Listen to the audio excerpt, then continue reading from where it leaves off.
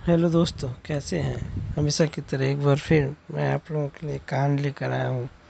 भक्ति की कहानी है जिसका शीर्षक है जब कान्हा बने अपनी भक्त की देवर पड़े। यह निराली कथा कैसे लगती है, चलिए शुरू करते हैं। एक लड़की थी जो श्री कृष्ण की अनन्य भक्त थी। बचपन से ही कृष्ण भगवान का भजन करती थी, भक्ति करती थी। भक्ति करते करते बड़ी हो गई। भगवान की कृपा से उसका विवाह भी हो गया। श्री धाम वृंदावन के किसी अच्छे घर में हो गया। विवाह होकर पहली बार वृंदावन गई, पर उसने नई दुल्हन होने से कहीं जा ना सकी और मायके चली गई। और वह दिन भी आया जब उसका पति उसके लेने के लिए मायके आया। अपने पति के साथ फिर वृंदावन पहुंच गई। पहुंचते पहुंचते उसे शाम हो गई। पति वृंदावन यमुना किनारे रुककर कहने लगा, देखो शाम का समय है, मैं यमुना जी में स्नान करके अभी आता हूँ। तुम इस पेड़ के नीचे बैठ जाओ और सामान की देख रेख करना। मैं थोड़े ही समय में आ जाऊंगा, यहीं सामने ही हूँ, कुछ लगे तो आवाज़ देना। इतना कहकर पति चला गया और वह लड़की बैठ गई। अब एक हाथ लंबा घूंघट निकाल रखा था, क्योंकि गांव है, ससुराल है, और वहीं बैठ गई। मन ही मन विचार करने लगी कि देखो ठाकुर जी की कितना कृपा है। उन्हें मैंने बचपन से भजा और उनकी कृपा से मेरा विवाह भी श्री धाम वृंदावन में हो गया।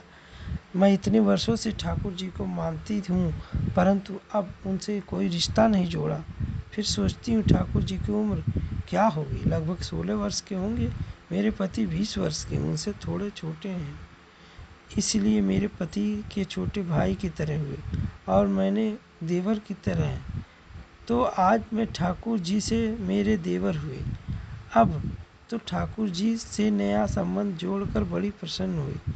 अब मन ही मन ठाकुर जी से कहने लगी, देखो ठाकुर जी, आज से मैं तुम्हारी भाभी और तुम मेरे देवर हो गए। अब वो समय आ गया जब मुझे भाभी भाभी कहकर पुकारोगे। इतना सोच ही रही थी, तभी एक 10-15 वर्ष का बालक आया और उस लड़की से बोला, भाभी भाभी। लड़की अचानक अपने भाव से बाहर आई और सोचने लगी, वृंदावन में मैं तो नई हूँ, ये भाभी कहकर कौन बुला रहा है।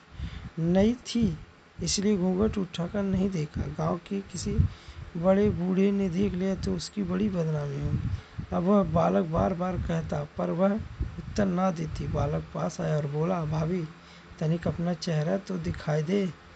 अब वह सोचने लगी, अरे ये बालक तो बड़ी जिद कर रहा है, इसलिए कस के घूंघट पकड़ कर बैठ गई कि कहीं घूंघट उठकर देखने ना लगे।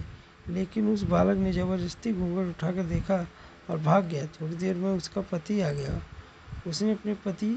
उसने सारी बात अपने पति से कही। पति ने कहा, तूने मुझे आवाज़ क्यों नहीं दी। लड़की बोली, वह इतने में भाग ही गया था। पति बोला, चिंता मत करो, वृंदावन बहुत बड़ा थोड़े ही है। कभी किसी गली में खेलता मिला तो हड्डी पसली एक कर दूंगा, फिर कभी ऐसा नहीं कर सकेगा। तुम्हें जहाँ दिखे मुझे ज़रूर बताना। फिर दोनों घर गए।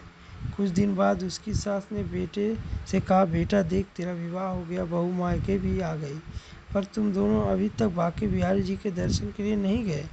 कल जाकर बहू को दर्शन करा लाना। अब अगले दिन दोनों पति पत्नी ठाकुर जी के दर्शन के लिए मंदिर जाते हैं। मंदिर में बहुत भीड़ लगी। लड़का कहने लगा, देखो तुम स्त्रियों के आगे जाकर दर्शन करो, मैं भी आता हूँ। अब वो आगे गई पर घूंघट नहीं उठाती। उनसे डर लगता, कोई बड़ा बूढ़ा देखेगा तो कहेगा, नई बहू घूंघट के बिना घूम रही।